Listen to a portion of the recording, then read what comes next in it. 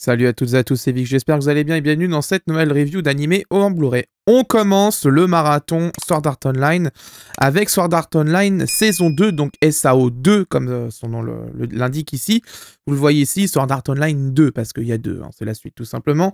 Pour faire plus simple. Alors, je vous avais fait la review récemment, enfin récemment plus ou moins quand même, de Sword Art Online saison 1, édition intégrale de chez All The Anime, qui est l'actuel titulaire des droits de toute façon de SAO. Parce que je vous rappelle que SAO 1 était une première fois sorti chez IDP Collection plus Wakanim, c'était une session de droit, et il était sorti une première fois, vendu d'ailleurs sur Anime Store, etc. Et après récupération des droits de SAO, à partir de la saison 2 d'ailleurs, All The Anime a pu ressortir la saison 1 en intégrale, une vraie intégrale cette fois-ci, parce qu'avant c'était en 2 coffrets, là c'est une intégrale, et je vous avais fait la review sur la chaîne YouTube. Alors, aujourd'hui on va attaquer la saison 2. Il existe deux éditions de SAO 2 pour All The Anime. La première, c'est celle que vous voyez qui n'est plus disponible aujourd'hui, c'est l'édition collector numérotée. Je crois, normalement oui elle est numérotée, c'est l'édition collector. C'est une édition qui était vendue vraiment en tirage limité, etc. Blablabla. Quand le premier tirage a été écoulé, All The Anime a sorti ce qu'on appelle une réédition standard, moins chère, de la série que vous trouvez d'ailleurs dans le commerce, etc. Je vous mettrai de toute façon tous les liens en description pour acheter SAO 2 en Blu-ray. Alors, je vous arrête tout de suite, vous devez le voir sur moi à la caméra. J'ai eu un petit accident ici, en effet, malheureusement, quand j'ai déménagé la collection. Il y a eu un petit accident au moment de prendre les coffrets.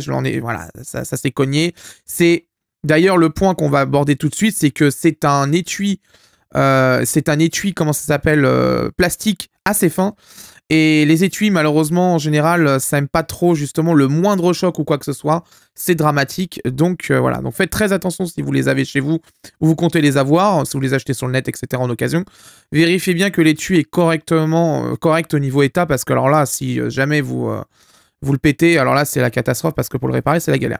Alors, donc, nous sommes face à des éditions collector. Déjà, premier point, pour ceux qui avaient SAO...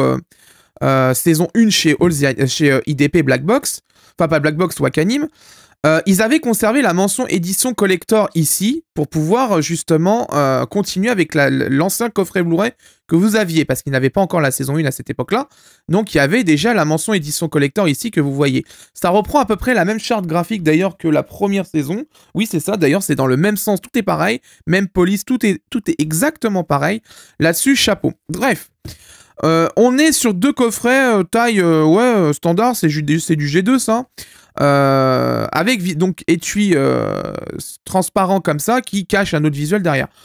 Globalement au niveau visuel, bon bah c'est plutôt joli, hein, vous devez le voir, hein, de toute façon c'est quand même très joli. Les éditions collector même à l'époque de les animes étaient quand même très jolies, hein, là-dessus. Vous voyez la tranche, il y a quand même du contenu, etc. On va regarder ça, mais au niveau visuel, vous voyez c'est joli. Bon après l'arc Calibur et Mother Rosario, voilà, on s'en passera.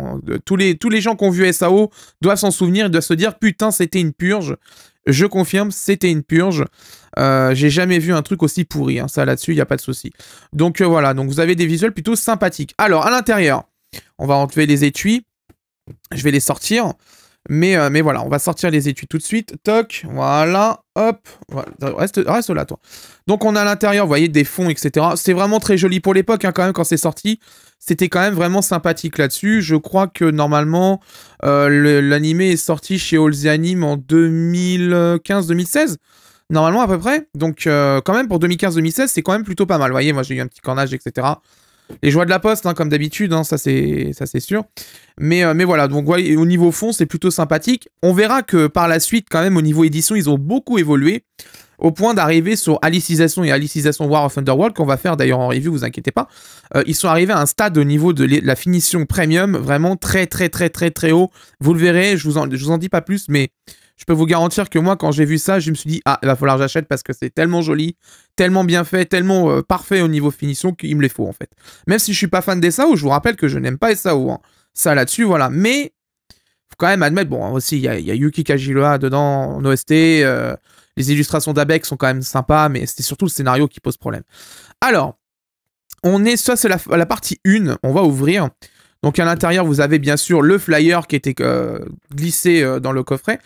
On a à l'intérieur, du coup, SAO 2, Arc 1, Phantom Bullet, donc c'est la partie avec Gun Game Online, avec des Blu-ray en 1080p, 2 Blu-ray disques de 50 Go. D'ailleurs, c'était mentionné à l'époque ici, je vous laisse voir.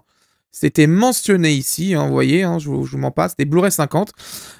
Audio japonais-français DTS HDMA, sous-titres français, durée totale 5h45, bonus, guidebook complète de l'arc, Phantom Bullet 80 pages, web preview, clean opening, clean ending, Sword Art Offline saison 2, épisode 1 à 5. Et vous avez le staff qui a bien sûr bossé sur la série, etc. C'est du Anime One Pictures. Globalement, Anime One Pictures, c'est quand même du bon boulot. Faut quand même être honnête là-dessus. Ça serait vraiment de mauvaise foi pour le dire, quand même. Hein. À l'intérieur, du coup, vous avez le Digipack avec des illustrations d'Abec, hein, bien sûr, qui sont très, très jolies. Regardez-moi ça. Regardez ça. Hop. C'est très joli. Là-dessus, il faut quand même l'admettre, SAO a une très belle qualité graphique. Ça, là-dessus, il faut être honnête. Plus au niveau scénario que j'ai quand même des problèmes parce que c'est là qu'on se rend compte du manque de maturité du réalisateur au niveau écriture. Là-dessus, voilà, c'est le souci, c'est le souci. Il y a des lacunes hein, dans SAO, hein, bien sûr. Vous voyez au niveau du fond, etc. C'est très joli, là-dessus, il n'y a rien à dire. Franchement, pas de souci là-dessus. L'illustration est très jolie. Là, c'est Chinon dans son avatar dans le jeu, justement. Mais c'est, ma foi, très joli. Donc, on va ranger ça dans le fourreau. Hop, dans l'étui. Enfin, non, le premier étui. Et à l'intérieur, du coup, on a un premier livret en couverture rigide, s'il vous plaît. Notez bien, hein, couverture rigide, hein, puis... qu'on en appelle dans le jargon hardcover. Mais là, vraiment, attention, là, ça rigole pas. Hein, ça rigole pas du tout. Le guidebook, du coup, complet de l'animé, hein, bien sûr. On a la présentation des personnages. Bon, vous commencez à le connaître, le Kirito, hein, bien sûr, hein, le personnage de jeu vidéo préféré des fans de Isekai, etc. et d'animés de ce genre, hein, bien sûr. Hein.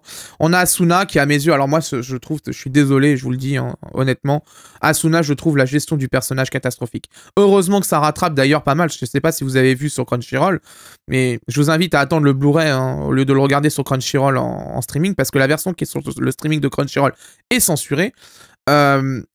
Le personnage d'Asuna est une vraie catastrophe au fur et à mesure de la série. Moi, je trouve que sa place dans l'animé est mauvaise. En fait, on a l'impression vraiment de se rendre compte que l'auteur ne sait plus quoi faire de ses personnages féminins.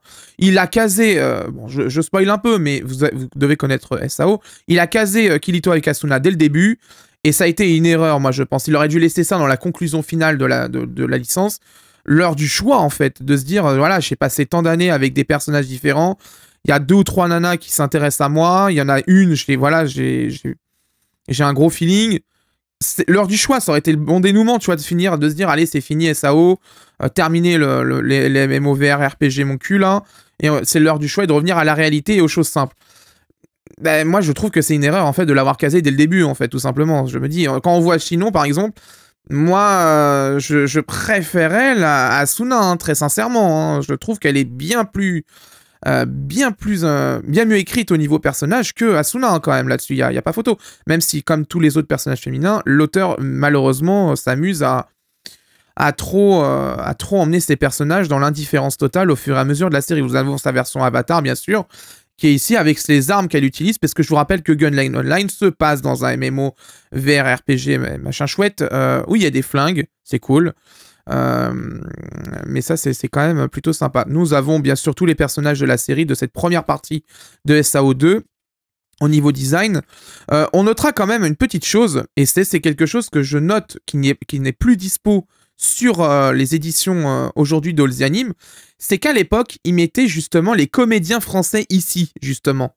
JP, Natsuki, Anae, en dessous, Rémi, Kaibo. Voilà. Ça, c'est un truc, mais tout con, mais pourquoi ils ne le font plus aujourd'hui? Ils le faisaient à l'époque, justement. C'est dommage, quand même. Parce que, mais ils ont leur place aussi. Enfin, voilà, c'est la moindre des choses, quand même. Donc, nous avons le méchant de la série. Il est méchant, attention. Le guide des épisodes, bon, ça, on va passer parce que ça, moi, je vous le dis déjà depuis le début. On a au moins une chose intéressante, c'est qu'il y a la liste du staff de l'épisode ici. À chaque fois sur l'épisode, ça fait une double page l'épisode.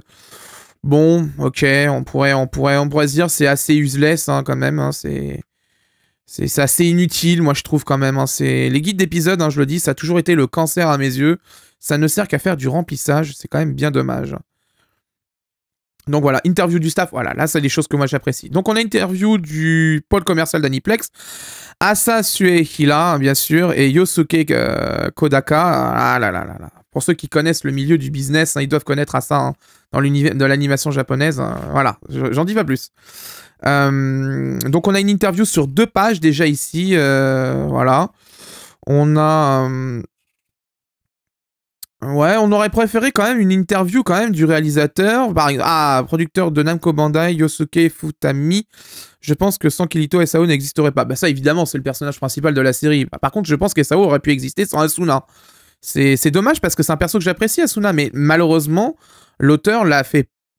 Enfin, sauf sur Progressive, mais Progressive a un reboot de la saison 1 dans les yeux d'Asuna, donc c'est-à-dire on vit l'aventure par les yeux d'Asuna. Moi, je suis désolé, c'est assez décevant quand même. J'aurais préféré quand même on a les concepteurs, j'aurais préféré quand même une interview réalisateur, etc. Entretien avec les CU quand même. Hein. Là, on n'a pas ce qu'on veut justement là-dessus. C'est quand même bien dommage. Les concept art, etc. de l'animé, où se passe la série, cette première partie, hein, bien sûr. Donc, ça, c'est joli. Hein. Ça, là-dessus, on peut pas retirer à SAO que niveau vraiment cara design, décor, etc. C'est très léché, même de toute façon Anime Pictures fait de très très belles choses en animation.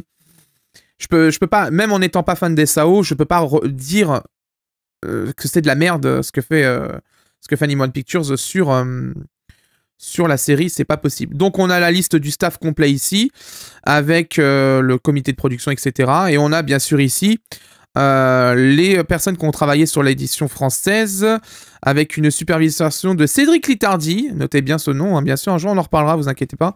Une édition d'un design de Dean, qui est toujours d'ailleurs chez All the Anime, hein, là-dessus il n'y a pas de souci.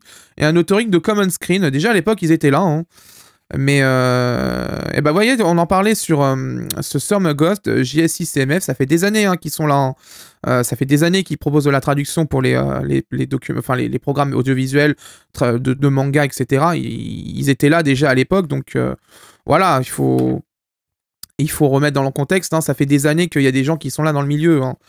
Et ça fait déjà des années qu'il y a des gens qui sont talentueux, qui peuvent enfin travailler dans le milieu. Ça, c'est le plus important, parce qu'il y en a des fois, hein, on s'en passerait bien. Voilà, hop, on va le ranger, le petit flyers, etc. On va passer au second coffret. Parce que comme je vous ai dit, il n'y a pas d'intégrale de cette édition. Peut-être qu'un jour, The Anime rééditera le coffret en intégrale saison 1. Si c'est ça, je vous mettrai de toute façon les liens en description.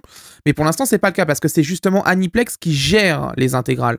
Une intégrale ne peut sortir que s'il y a une intégrale au Japon avec cette série. C'est pour ça que d'ailleurs que SAO saison 1 a pu ressortir en France en véritable intégrale parce que justement, au Japon, il y en a eu une. Très compliqué hein, là-dessus, la gestion des droits avec Aniplex, ça je peux vous le dire. Le coffret 2, hein, bien sûr, de SAO2, avec Arc 2 Calibur et Arc 3 Mother Rosario, qui à mes yeux, c'est... Le Calibur, je suis désolé, c'est 0. C'est 0, 0, 0, 0. On se fait chier, clairement on se fait chier. Là-dessus, il n'y a pas de souci. On prend la majorité du staff, etc. On a le livret, etc. Le staff, on est sur 2 Blu-ray disques de 50 Go. Format original 1080p, audio français, sous-titres français, durée totale 4h15. Le guidebook complet des arcs, Calibur et Mosario, 80 pages. L'épisode 14.5 récapitulatif de l'arc GGO, donc Gun Gale Online. Clean Opening, Clean Ending. Sword Art Offline, saison 2, épisode 6 à 9. Web Preview. Et bien sûr, dispo chez All the Anime pour une... voilà. Ça dépendra si vous prenez l'édition standard. Mais en général, c'est pour pas très cher. Alors, hop, on va rentrer dedans. On va commencer par le livret. Du coup, ce qu'on a fini avec le livret, on va continuer avec le livret. On est sur le guidebook de 14 à 17. On voit du coup les différents personnages de cet arc, du coup. Le guide des épisodes qui est catastrophique. Alors, moi, je vais avancer tout de suite. Je vous le dis, on s'est chié. Hein. Très clairement, on s'est chié dans cet arc de SAO2. Vous me direz dans les commentaires ce que vous avez apprécié de SAO2. Hein. Je parle bien de Sword Art Online saison 2. Quel arc que vous avez apprécié? Moi, c'est Gun Gale Online. Je pense que c'est le mieux. Il me rappelait un peu la première partie de SAO première saison. Donc vraiment, l'arc Halo... Oui, c'est l'arc Halo. Non, c'est N-Card, je crois. Non, N-Card. Ouais, je crois que c'est ça. Non, excusez-moi, j'inverse. Halo, c'est justement la partie 2 que j'ai détestée. On a une interview. Alors, attendez, c'est qui l'interview? On avance un petit peu trop. De Muneyuki Kanbe, responsable de l'exploitation de la licence chez Genko. Ouais, on aurait préféré encore une fois des interviews de CU du réalisateur, hein, c'est quand même plus intéressant. On a le matériel, tout ce qui est design des décors, etc. C'est quand même très joli. Ça, là-dessus, il n'y a pas de problème. Guidebook des épisodes, on se fait chier. On se fait chier. Ça, c'est l'arc au Mother Rosario. Voilà, on passe direct... Attendez, je vais peut-être louper une page. Voilà, le guidebook. Hop, voilà. Les personnages. Donc, on a Kirito. Et vous voyez, hein, je mens pas. Hein, ils l'ont, même sur cette coffret 2, parce qu'ils sont pas sortis en même temps, justement, je crois. Le guidebook montre mais bien le comédien japonais et français. Ça, c'est quand même bien dommage, hein, je trouve quand même. Ouais. C'est un peu décevant que maintenant, ils le font plus, justement. Donc, quand même, là-dessus. Voilà, donc c'est quand même bien dommage. Alors, on en parlera d'ailleurs de la VF de SAO 2, hein, parce qu'il y a pas mal de choses à dire justement là-dessus, parce que je vous rappelle que la saison 1 a été produite au niveau de la VF par IDP et Wakanim. C'était à l'époque le deal qu'ils avaient fait. Wakanim avait cédé les droits en vidéo à IDP. IDP avait produit une VF chez Miroslav Pilon à Lyon, avec un casting précis. Je vous avais déjà renvoyé vers la vidéo sur la saison 1, vers la vidéo de Mr. Fox à ce sujet. Mais ça fait que, ouais, l'histoire des VF, c'est très compliqué chez All the Anime avec SAO. On en reparlera de toute façon, vous inquiétez pas. Il y a beaucoup de choses à dire et j'ai une personne qui est très calée sur les VF de SAO qui va m'aider justement, parce qu'il y a beaucoup de choses à vérifier, à corroder, vraiment tout vérifier, parce qu'il va falloir tout vérifier là en fait. Sur cette saison, il y a beaucoup de choses à vérifier, donc je peux vous dire que l'avis de la VF va être assez sanglant. Moi je l'avais vu en VOSTFR à l'époque, je vais le re-regarder du coup en VF cette fois-ci. Et on va pouvoir en discuter dans la review de la VF, mais je pense que là, ça va être comme d'ailleurs pour la première saison, du négatif pour moi, comme d'habitude. Alors, on a une interview de Kazuma Miki, éditeur en chef aux éditions Dengeki, en charge du roman original, et de Tomoyuki Tsushiya, éditeur aux éditions Dengeki, en charge de l'adaptation du manga. Qui fait double page, déjà 2 pages, 3 pages, donc c'est quand même cool. Très joli dessin, j'aime beaucoup. Très très joli. En line, comme ça, en visuel provisoire, c'est quand même très joli. Moi j'aime bien tout ça. Encore une page ici. On a la liste des œuvres en rapport avec Sword Art Online, donc on a l'alternative Gungan Online, qui d'ailleurs qu'on fera en Blu-ray, hein, je vous le dis. J'ai justement le coffret de cette série, qui est un extra à SAO, hein, bien sûr, qui normalement n'est pas canon. Que j'ai justement, on fera juste après cette review, je vais faire justement Gungan Online Alternative, donc on s'en occupera après. Là-dessus, pas de problème. On a les visuels des différents lieux où se passe l'animé, c'est très joli, hein, ça là-dessus, il n'y a pas de problème. Au niveau design, il n'y a rien à dire, hein. Le taf il est fait, hein, ça il n'y a pas de problème. Comme d'habitude, voilà, faut être de bonne foi, hein, c'est vraiment très bien fait. On est sur une édition française gérée toujours par Sarah Litardi et fait par contre un design fait par Wilfried Edin et un authoring de chez Common Screen, et toujours avec la traduction de les livrets par JSI CMF, parce que je crois que normalement là les sous-titres sont faits par Xavier qui travaillait chez Wakanim à l'époque et qui s'était occupé de la version originale sous-titrée française de l'animé. Voilà, on a déballé les 2 coffrets. Maintenant, on va pouvoir remettre justement les comment ça s'appelle, les étuis transparents. Hop, voilà, et de 1. Et le deuxième, il est ici. On va le mettre, toc, voilà. Hop, voilà. Et voilà. C'était un long unboxing parce que, comme je vous ai dit, il y a 2 coffrets, hein, bien sûr, mais voilà, on est sur 2 coffrets à mes yeux très réussis, je trouve quand même. D'ailleurs, j'ai mis celui-là à l'envers, c'est pas bien. Ouh là là, le vilain. Alors attendez, on va le remettre correctement. Hop, voilà, parce que le SAO doit être en haut. Hein, ça doit être en haut. On est sur 2 coffrets à mes yeux très réussis, je pense, au niveau design. L'idée de l'étui translucide comme ça, très fin, par contre, ça, c'était pas une bonne idée. Je préfère justement ce qu'ils ont fait à partir du film et de Gungan Online Alternative, justement, qu'on va présenter juste après. Que ça sera l'une des prochaines reviews, et après on fera le film, et après on fera Alicization et Alicization War of Underworld.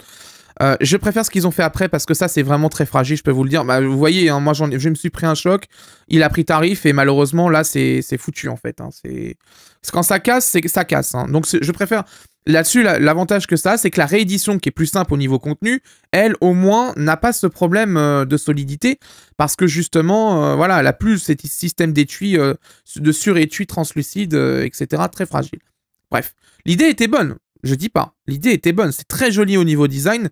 Déjà, pour l'année où c'est sorti, là-dessus, il n'y a pas de problème. Mais c'est vrai que ça aurait été quand même mieux de mettre un peu plus épais en plastique, parce qu'il y a quand même... voilà, les transports, le transport ou La manipulation, ça peut être, des fois, ça peut être vraiment très compliqué. Par exemple, sur Perfect Blue, hein, je vous en parle souvent de ce coffret, mais quand même très réussi. L'étui en plastique est dessus, le surétui, est quand même de bien meilleure qualité là-dessus. Il était plus épais, plus rigide, etc. C'était quand même bien mieux. Bref, moi, je vais aller regarder SAO 2, du coup, en VF, parce que du coup, moi, je l'ai déjà vu en VOST-FR au moins une fois, même 2 fois, je crois, il y a pas longtemps, parce que je l'ai regardé, ouais, je l'ai re-regardé il y a pas longtemps quand j'ai fait Alicisation. Donc je vais le re-regarder en VF, ça me permettra justement de noter tous les problèmes qu'il y a sur la VF et de regarder justement la différence de casting, la prestation des comédiens, etc. On en parlera dans la seconde partie de leur review. Pour vous, ça sera dans quelques secondes. Pour moi, ça sera dans plusieurs jours, voire même plusieurs semaines. À tout de suite pour la seconde partie de la review.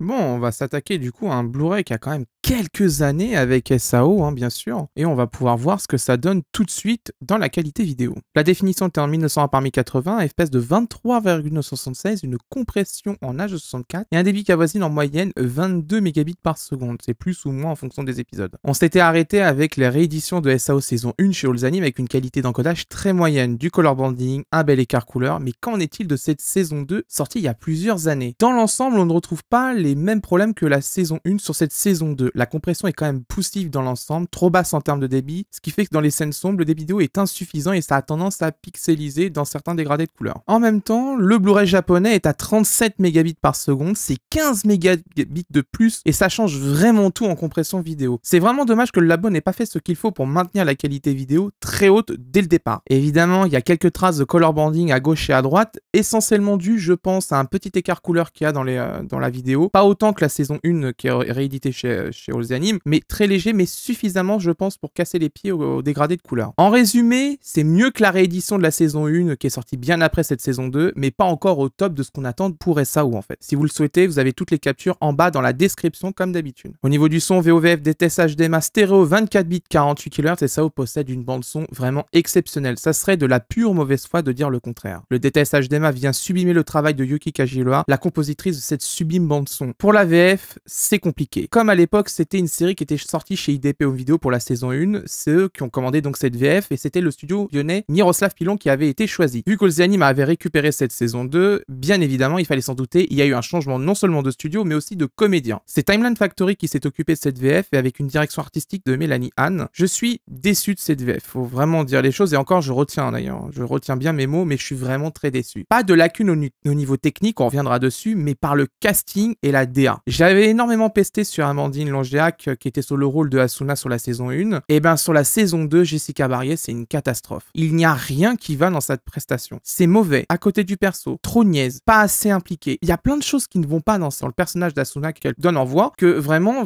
vous voyez le Titanic en fait, et ben vous voyez le naufrage que c'est, c'est la VF des SAO pour Jessica Barrier. C'est navrant de voir ça en fait, on entend directement dans ses premières phrases qu'elle est complètement à côté du personnage. C'est vraiment dommage, je pense que c'est d'ailleurs plus un problème de DA. Adrien Solis sur Kirito, ça va, c'est convaincant, globalement ça va, ça se passe plutôt bien. J'en parlais d'ailleurs dans une convo Discord, mais Caroline Combe par contre ça ne conne pas du tout à Yui, ça c'est vrai, on me l'avait fait remarquer, mais maintenant qu'on me le dit, c'est vrai que j'avais quand même pas mal tiqué à l'écoute dessus. Cette VF se paye un problème double, c'est-à-dire un problème de DA et un problème de casting. Pour le cas de Jessica Barrier, c'est le combo mauvais casting plus mauvais DA qui dirige mal la comédienne. C'est vraiment très problématique et ça s'entend dès le départ. Il reste un gros plus sur cette VF par rapport à la saison 1, c'est le mixage qui est vraiment meilleur. Cela s'entend clairement sur cette saison 2, le mixage est bien mieux maîtrisé, il y a mieux au niveau de la gestion du stéréo, etc. C'est quand même bien mieux. Cette saison 2 est pire que la saison 1 en termes de doublage, et je comprends pourquoi les gens préféraient le casting de la première saison, mais en vrai les deux ne sont pas bons du tout en fait ces doublages. Le premier est moins pire, mais c'est parce que tout simplement il y avait moins de soucis. En réalité les deux ont de gros problèmes assez graves, notamment sur la saison 1 avec des problèmes de mixage et des problèmes d'ambiance, et cette saison 2 paye un mauvais casting essentiellement sur pas mal de persos et un problème de DA sur certains personnages. C'est quand même bien dommage. Comme d'habitude, un petit extrait pour vous faire un avis. Quelle est la différence entre les mondes virtuels et le monde réel? Parfois, je me le demande. La quantité d'informations, c'est tout. Tu m'as surprise.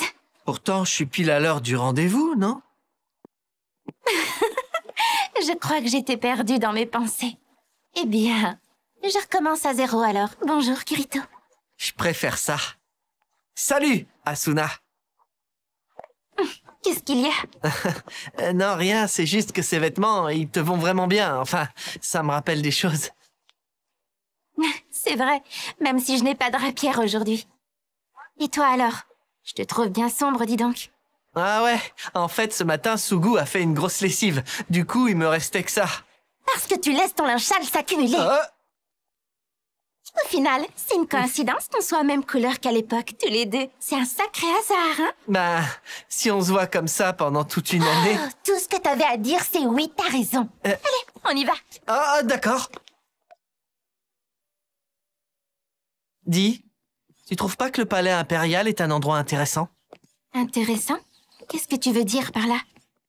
2 kilomètres du nord au sud, 1,5 km d'est en ouest, et il représente 25% du district de Chiyoda. Il n'y a ni métro ni tunnel, et le survoler est interdit. En gros, c'est une immense zone interdite d'entrée qui traverse verticalement le centre de Tokyo. En plus, le palais n'est pas seulement isolé physiquement, il est aussi isolé informatiquement. Regarde, tu vois les caméras de surveillance? Ils ont construit un réseau fermé indépendant, absolument inaccessible de l'extérieur. Ah, elle a une drôle de forme pour une caméra. Ouais. Ici, c'est à la fois le centre de Tokyo, mais aussi un autre monde, bien à part. Enfin, c'est peut-être un peu grandiloquent de dire ça de cette façon. Oui, un peu. J'avoue que j'ai un peu de mal à comprendre. Le calibre de ce fusil d'assaut est inférieur à celui d'une mitrailleuse et pourtant il est plus grand. Tu sais pourquoi? T'as une technique d'esquive époustouflante, mais tu n'as aucune connaissance élémentaire sur les armes à feu? T'as fait une conversion, c'est ça? T'étais dans quel jeu avant GGO? Je jouais à un jeu d'héroïque fantasy classique, rien de bien particulier. Bref, peu importe. Au niveau des sous-titres, la bordure et la police d'écriture, comme tous les anciens doublurés d'Olzianim, étaient trop problématiques au niveau de la lecture. La bordure est trop fine, ce qui rend la lecture difficile sur fond blanc. La traduction est celle disponible sur Wakanim et elle est signée Stéphane Lapie, donc l'association JSI-CMF qui est aujourd'hui d'ailleurs. Ce n'est donc pas que Xavier Fleury qui a repris la saison 2 et ça se remarque tout de suite. L'adaptation du lexique MMO est mieux sur cette saison 2 que la saison 1. Il n'y a pas photo là-dessus. Néanmoins, et j'avais la même remarque sur la réédition d'Olzianim de Sword Art Online saison 1, ça manque énormément de traduction des cartons et des interfaces de SAO. C'est vraiment dommage qu'un travail d'incrustation n'a pas été fait pour produire un master VF, surtout qu'en plus cette série a été diffusée à la télé, ça aurait été quand même bien plus digeste pour regarder l'animé avec la VF à la télé. Direction le menu du disque, en bonus nous avons les credits opening et ending, les web previews ainsi que du Sword Art Offline. Bon, c'est cool, au moins il y a un petit peu de bonus à se mettre sous la dent sur cette saison 2. On passe au plus et au moins du coffret. Alors les plus, design magnifique, ça là-dessus il n'y a rien à dire, de toute façon les designs d'Oziani, même à l'époque, Sword Art Online était vraiment sublime. Le taf est là de toute façon et ça se voit pour une première édition d'SAO. Bon, c'est une édition limitée collector, évidemment, mais c'est vraiment magnifique. C'est à l'opposé de ce qu'ils font aujourd'hui sur Alicization, mais déjà à l'époque, c'était vraiment très joli. Le livret est complet, en plus, il est dans une très bonne qualité, hardcover, papier de qualité,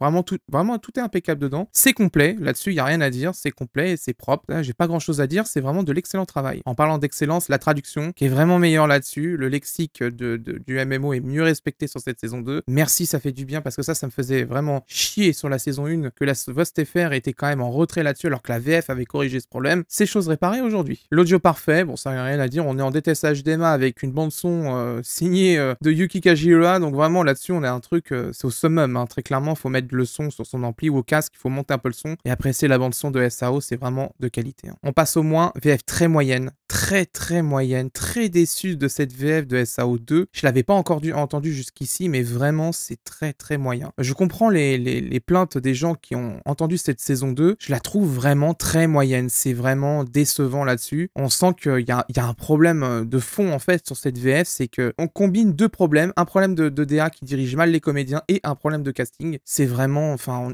il y a trop de problèmes dans cette VF pour que ça soit vraiment à la hauteur. Le mixage est meilleur, ça il n'y a pas photo de toute façon. Les ingé-sons de Timeline Factory sont compétents, il n'y a pas de problème là-dessus. Mais niveau casting et DA, il y a quand même un souci là-dessus, c'est pas dedans. Ils sont pas dedans, ils sont complètement à côté, à part Adrien Solis, ça va encore. Mais le reste, c'est vraiment compliqué, c'est laborieux, hein. Le coffret est fragile, l'étui en plastique transparent qui est autour du coffret, la petite case transparente, là, elle est vraiment très fragile. Vraiment, faites attention. Si jamais vous le trouvez encore en occasion, cette édition collector, faites très attention. Regardez bien, justement, la case qui est autour, si elle est en bon état, si elle n'est pas cassée. Et bien sûr, pour finir, la qualité vidéo qui est poussive. Un débit qui est pas assez élevé. Malheureusement, une gestion du banding qui est pas encore au top. C'est dommage. Vraiment, c'est dommage. Je le répète, hein, mais SAO, c'est quand même des masters sublimes. Il n'y a pas de raison de se planter là-dessus, hein, parce que SAO, c'est vraiment le top en termes de mastering. dingue, hein. Le pognon qui est dedans, de toute façon, on peut pas se planter avec ça, en fait, c'est impossible. Enfin, SAO, c'est au niveau mastering, il y a tellement d'argent dedans qu'on peut pas se planter là-dessus. Il y a même un distering qui est appliqué dessus. Tout est nickel, tout est traité impeccable. C'est vraiment la perfection de ce qui existe en mastering. Et ça remonte aux années 2010, hein, c'est pour vous dire. Hein. Donc, ça a quand même quelques années. Et à l'époque, déjà, il y avait des gros efforts qui avaient été faits dessus. Hein. Si vous souhaitez acquérir cette deuxième saison de Sword Art Online, malheureusement, l'édition que je vous présente en vidéo n'existe plus car elle était limitée en stock. Il vous reste l'édition standard en 2 coffrets, bien sûr, avec des boîtiers à marais bleus dedans. C'est pas une édition très top, vraiment. C'est vraiment le basique de chez basique. Exit le livret que j'avais dedans, exit les super art qui sont dessus. Vous avez juste un étui en carton, 2 boîtiers à marais dans chaque coffret, et basta. Moi, je vous conseille d'attendre les prochaines annonces d'Olzianim, car apparemment, je mets ça au conditionnel, bien évidemment, il y aurait une intégrale de la saison 2, donc en un seul et unique coffret, qui serait au planning. Donc, attendez un peu, comme ça, vous allez peut-être pouvoir récupérer une intégrale saison 2 comme la saison 1 qui est en un seul coffret pour votre collection, et je pense que de toute façon ils vont réutiliser les disques qui étaient utilisés à l'époque. Donc patience, moi je vous donne mon conseil, c'est d'être patient, et je pense que vous allez peut-être avoir une bonne surprise. Voilà, c'est la fin de cette review, j'espère qu'elle vous a plu. Prochainement on va avoir je ne sais pas quoi, parce que pour l'instant avec les retards qu'il y a en ce moment au niveau des coffrets, je n'ai pas de visibilité au niveau des sorties, donc pour l'instant wait and see. Je vous invite d'ailleurs à me suivre sur les réseaux sociaux, les liens sont en description si vous souhaitez vous tenir au courant de l'actualité des reviews ou même de l'actualité des sorties Blu-ray et de ce que je vais faire ou pas faire en review. C'est tout ça, tout se passe là-bas, Twitter, Facebook, Mastodon, Instagram, ce que tu veux, tout, n'importe quoi. Vous pouvez d'ailleurs rejoindre aussi le Discord de la communauté Blu-ray animée, CBA, qui est géré par moi et Anto, bien sûr, et vous pouvez nous rejoindre. On est plus de 200 maintenant aujourd'hui, hein, une belle communauté, beaucoup de passionnés, donc n'hésitez pas, le lien est en description. Je vous invite à venir, vous avez un règlement très simple à respecter, c'est assez simple, hein, pas de... Voilà, c'est tout ce qu'on trouve sur les Discord classiques. Vous respectez le règlement, vous allez vous intégrer très rapidement, les gens sont cool dessus, donc vraiment, n'hésitez pas à venir. Si vous souhaitez soutenir la review, bien sûr, comme d'habitude, abonnement, pouce bleu, la cloche, les commentaires, bien sûr, c'est très important, même si vous n'avez pas grand-chose à dire, n'hésitez pas le commentaire de référencement. Hein, YouTube apprécie beaucoup les commentaires de référencement, ça je peux vous le dire. Et si vous souhaitez soutenir, bien sûr, financièrement les reviews, il y a le bouton rejoindre qui existe. Pour 2,99 €, vous pouvez rejoindre les reviews au niveau soutien financier et vous les voir en avance, ce qui vous permet, en cas de précommande, d'annuler une précommande quand j'ai sorti la review avant. Ça vous permet peut-être de faire des économies sur des coffrets qui n'en valent pas la peine, clairement. Et vous avez aussi les super merci qui vous permettent de faire une donation ponctuelle avec un message mis en avant. Et puis voilà, comme ça, si vous voulez envoyer un message ou remercier ou quoi que ce soit, demander quelque chose, il n'y a pas de souci. Mais en tout cas, voilà, vous avez le choix si vous le souhaitez. Les super merci ou le bouton rejoindre si vous souhaitez soutenir financièrement. Et si vous pouvez pas faire de dons, comme d'habitude, je vous l'ai dit, il faut le faire uniquement si vous avez les moyens. Si vous ne pouvez pas, vous avez les liens Amazon en bas en description. À chaque achat que vous faites sur les liens, à chaque fois, je touche une commission. Ça me permet de réinvestir dans les coffrets. Et ces coffrets, je vous les fais regagner tout le temps en fin d'année parce que ces coffrets que je finance avec l'argent des reviews, je les fais toujours regagner. Quant à moi, je vous laisse et d'ici là, portez-vous bien. Ciao.